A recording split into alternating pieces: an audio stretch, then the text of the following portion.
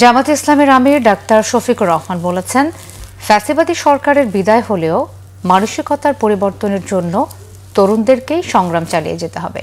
তিনি আরও বলেন, ভবিষ্যৎ বাংলাদেশ হবে বৈষম্যহীন, স্বচ্ছ ও মানবিক রাষ্ট্র, যেখানে বিভাজন নয় বরং আশা, নিরাময় এবং ঐক্যই হবে রাজনীতির মূল ভিত্তি। মিরাজ হোসেন গাজীর report.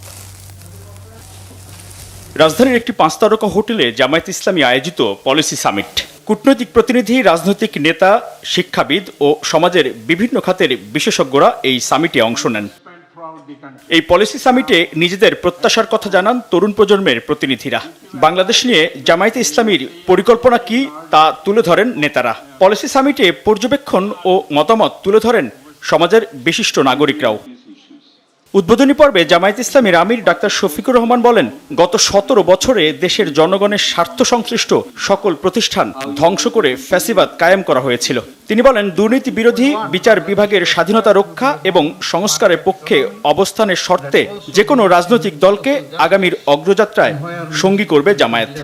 We want Bangladesh to aspire to be a modern market economy that also believes in social justice and where no citizen is left behind. We want a country that aspires to supporting national sovereignty first and also is a responsible and active regional and global partner. We want to rebuild a new Bangladesh that stands on the pillars of pluralist democratic values on which our country was founded.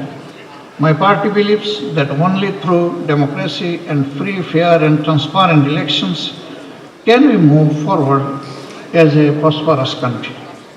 সমাপনী পর্বে doctor Shafiqur Rahman জানান, প্রত্যাশার বাংলাদেশ গড়তে জামায়াত ইসলামীর পরিকল্পনা নিয়ে দিনভর আলোচনা হয়েছে। উঠে এসেছে নানা পরামর্শ। বিশ্বের অন্যান্য দেশ এগিয়ে গেলেও বাংলাদেশ এখনো পিছিয়ে বলে মন্তব্য করেন জামায়াতের আমির। তিনি বলেন, তরুণদের সাথেই এই দেশকে এগিয়ে নেয়ার আশা করেন জামায়াতের আমির। পাল তুলে এবং হাওয়া ঘুরিয়ে দেয়।